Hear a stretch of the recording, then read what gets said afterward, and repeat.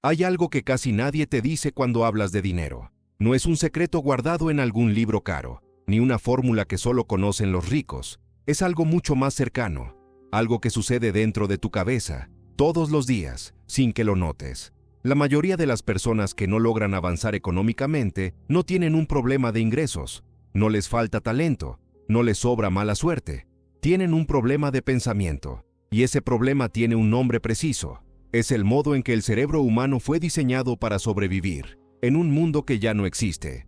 Eso es lo que vamos a explorar hoy, no cómo ganar más dinero, no trucos para ahorrar, sino algo más profundo. ¿Por qué tu mente, la misma que funciona perfectamente bien en casi todo lo demás, comete errores sistemáticos y predecibles cuando se trata de dinero? ¿Y por qué esos errores, si no se reconocen, se repiten toda la vida? Hace 100.000 años, el ser humano vivía en condiciones donde el presente lo era todo. Si encontrabas comida, la comías ahora. Si había peligro, huías ahora. Pensar en el futuro lejano no tenía demasiado valor práctico, porque el futuro lejano era incierto, y la amenaza inmediata era real. El cerebro que heredaste fue moldeado por ese entorno. Es un cerebro brillante para reaccionar, para detectar amenazas, para obtener recompensas rápidas, pero es un cerebro que lucha, genuinamente lucha, con algo tan moderno como la planificación financiera a largo plazo. Aquí está la primera paradoja incómoda. No es que seas irresponsable con el dinero, es que eres completamente humano. Y ser completamente humano, en el mundo financiero moderno, es una desventaja si no sabes cómo compensarlo. Los economistas conductuales llevan décadas documentando esto. Daniel Kahneman, Richard Thaler y muchos otros han demostrado con evidencia sólida que las decisiones financieras humanas no siguen la lógica que suponemos.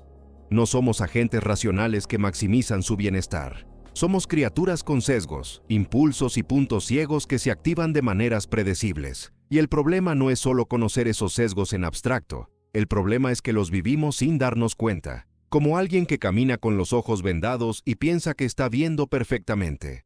Imagina que alguien te ofrece $100 ahora mismo o $110 dentro de un mes. ¿Qué eliges? La mayoría de las personas, si son honestas, prefieren los 100 ahora. Lógicamente, esperar un mes por $10 extra representa una rentabilidad enorme, imposible de conseguir en cualquier inversión normal. Pero el cerebro no hace ese cálculo. El cerebro siente que lo inmediato vale más. Este fenómeno tiene un nombre técnico: descuento hiperbólico, y no es una rareza de laboratorio. Es el mecanismo detrás de millones de decisiones financieras que arruinan vidas silenciosamente. Cuando alguien compra algo con una tarjeta de crédito que no puede pagar del todo, está tomando ese mismo atajos: el placer ahora, el dolor después.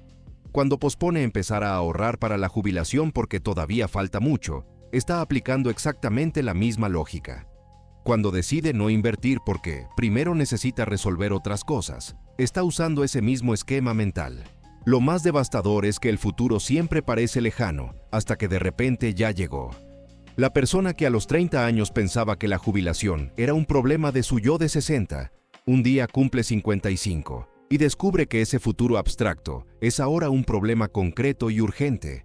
Y entonces ya no hay tiempo para el milagro del interés compuesto, ya no hay margen para el error. Causa: preferir la recompensa inmediata.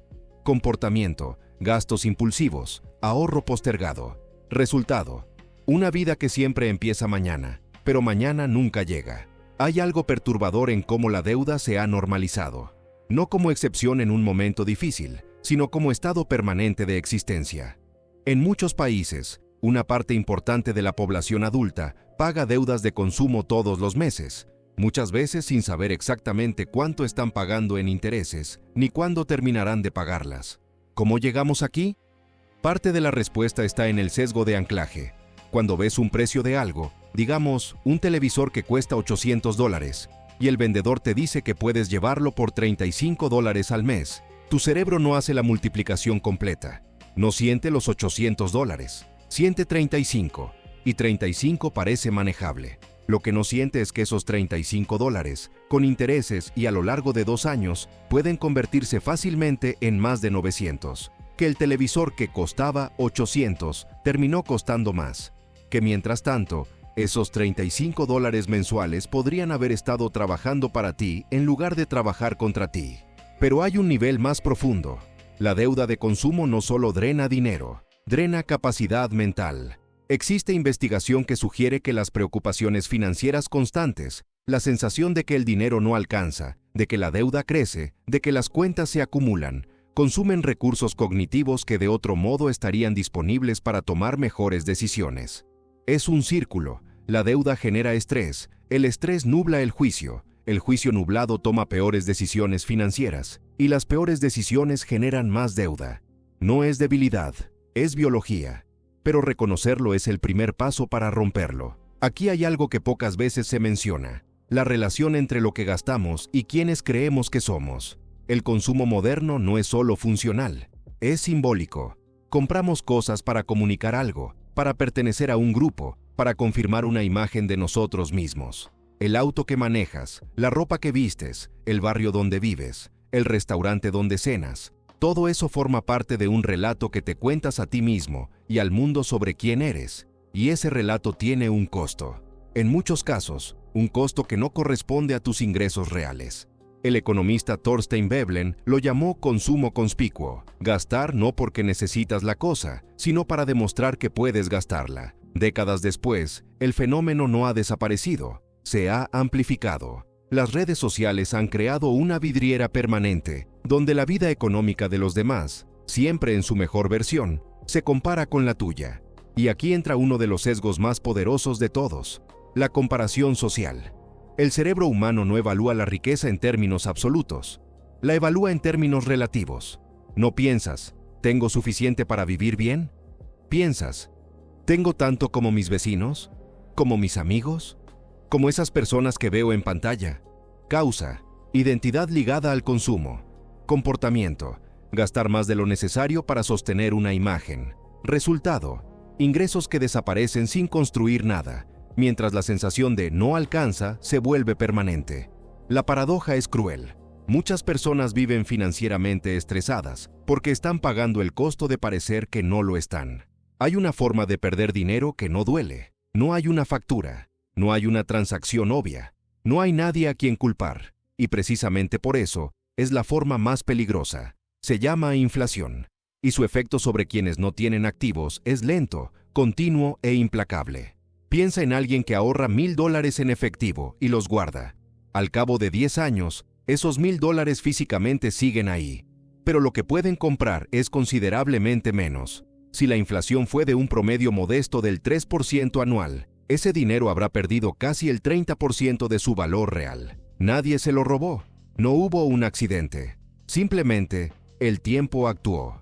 El problema es que el cerebro humano es muy bueno para detectar pérdidas concretas y muy malo para detectar pérdidas graduales. Si alguien te quita $100 de la billetera, lo sientes inmediatamente. Si la inflación erosiona $100 de poder adquisitivo a lo largo de un año, no lo sientes de la misma manera, pero la pérdida es igual de real. Y aquí está lo que agrava todo. Mientras el dinero guardado pierde valor, los activos, propiedades, empresas, inversiones, tienden a preservar o aumentar su valor con el tiempo. Esto no es una conspiración. Es la mecánica básica de cómo funciona el sistema económico. Quienes tienen activos se protegen de la inflación. Quienes solo tienen dinero en efectivo o salario, la absorben completamente.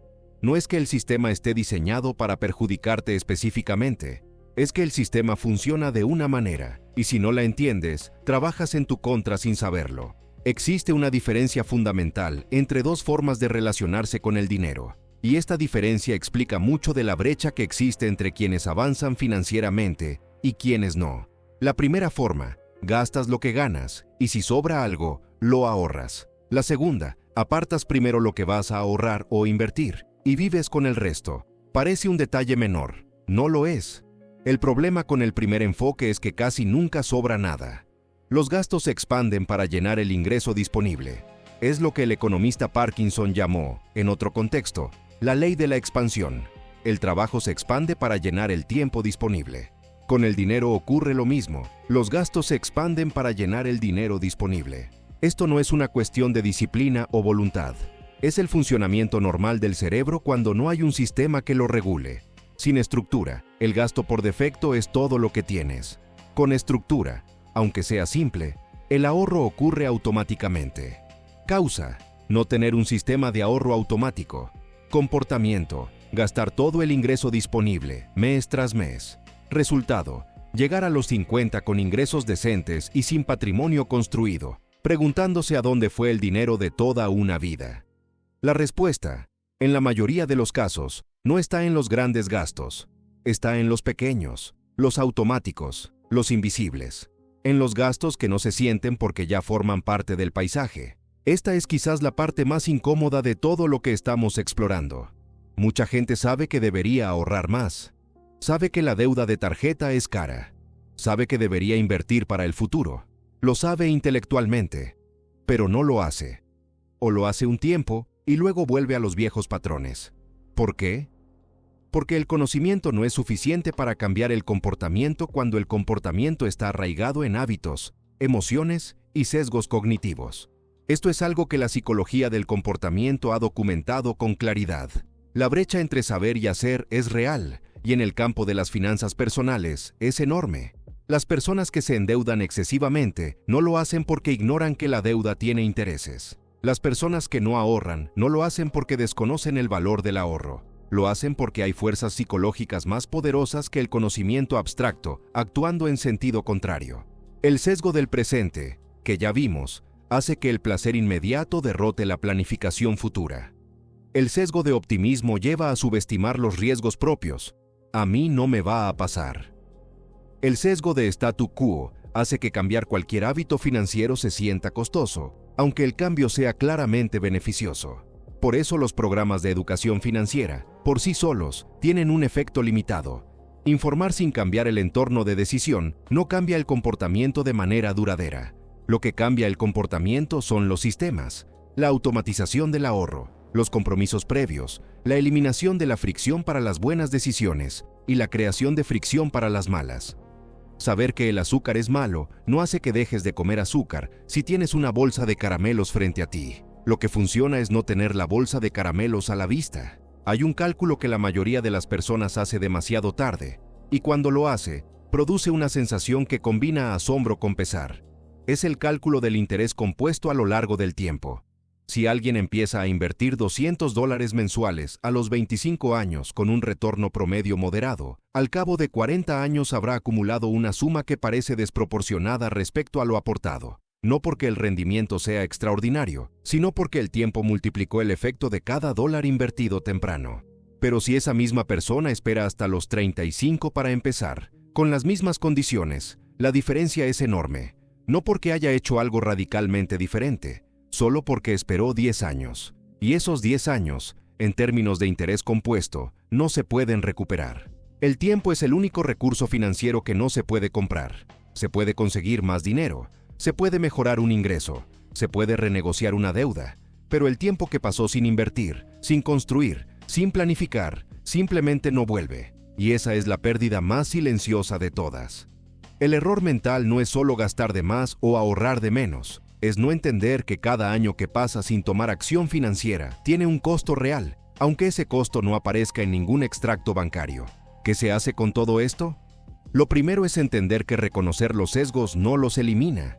Nadie puede simplemente decidir no tener descuento hiperbólico o no sentir el efecto de la comparación social. El cerebro sigue funcionando como siempre. Lo que cambia es que, con conciencia, puedes diseñar tu entorno financiero para que trabaje con tu naturaleza humana en lugar de contra ella. Automatizar el ahorro antes de que el dinero esté disponible para gastar. Crear separaciones físicas o mentales entre el dinero que tienes y el dinero que puedes tocar. Reducir la exposición a las comparaciones sociales que no corresponden a tu realidad económica. Hacer que las buenas decisiones sean las más fáciles y las malas decisiones requieran un esfuerzo extra. No porque seas débil, sino porque todos los seres humanos necesitan sistemas cuando sus instintos naturales apuntan en direcciones que el mundo moderno hace peligrosas. Lo segundo es cambiar la pregunta que te haces sobre el dinero. La mayoría de las personas se preguntan, ¿cuánto gano? O ¿cuánto me queda a fin de mes? Las preguntas más importantes son, ¿cuánto de lo que gano estoy convirtiendo en activos? ¿Cuánto estoy construyendo, no solo consumiendo? ¿A dónde va mi dinero cuando no estoy mirando? El dinero que no se dirige conscientemente a algún lugar simplemente desaparece. No en un instante dramático. En miles de pequeñas decisiones que se sienten razonables en el momento y que, sumadas, definen décadas. Hay una última cosa que vale la pena considerar, y es más filosófica que financiera, aunque las dos cosas están más conectadas de lo que parece. El dinero, en su forma más básica, es tiempo convertido en símbolo. Cuando trabajas, intercambias tiempo de tu vida por dinero. Cuando gastas ese dinero, estás decidiendo a qué convertiste ese tiempo. Cuando lo inviertes, estás comprando tiempo futuro. Visto así, cada decisión financiera es una decisión sobre el tiempo de tu vida. Lo que compras hoy es tiempo que dedicaste a trabajar. Lo que no ahorras es tiempo que no tendrás disponible mañana. Lo que no inviertes es tiempo que no podrás recuperar más adelante. El error mental que te mantiene pobre no es, en última instancia, un error de números. Es un error de perspectiva. Es mirar el dinero como algo que entra y sale, cuando en realidad es algo que se acumula o se erosiona, que trabaja para ti o contra ti, que representa libertad o dependencia, según las decisiones que tomas ahora, muchas veces sin pensar demasiado en ellas. Y quizás la parte más incómoda de todo esto es que el error no es de los demás, no es del sistema, aunque el sistema tenga sus propias lógicas. No es de los vendedores, ni de los bancos, ni de la publicidad, aunque todos ellos sepan muy bien cómo explotar los sesgos que ya hemos visto. El error está en cómo pensamos, y lo que está en cómo pensamos puede cambiarse, no de golpe, no con una sola decisión, pero con comprensión acumulada, con sistemas pequeños y sostenibles, con la disposición a ver el dinero tal como funciona realmente, no como quisiéramos que funcionara. No hay un punto de llegada donde ya tienes todo resuelto y el dinero deja de ser un desafío. No existe esa versión de la vida. Lo que sí existe es el momento en que dejas de repetir los mismos errores sin saberlo. El momento en que entiendes que tu cerebro tiene puntos ciegos financieros y que esos puntos ciegos no son una falla de carácter, sino una característica del hardware humano que puedes compensar con los sistemas correctos. El momento en que dejas de medir tu éxito económico comparándote con los demás y empiezas a medirlo contra tu propia capacidad de construir algo que dure. El momento en que dejas de tratar el ahorro y la inversión como algo que harás cuando te sobre dinero y empiezas a tratarlos como la base sobre la que construyes todo lo demás. Ese momento puede ser ahora, o puede postergarse otro año, otra década, mientras el tiempo, el único recurso que no se puede recuperar, sigue pasando. La pregunta no es si tienes la información, ya la tienes. La pregunta es si la dejarás cambiar algo.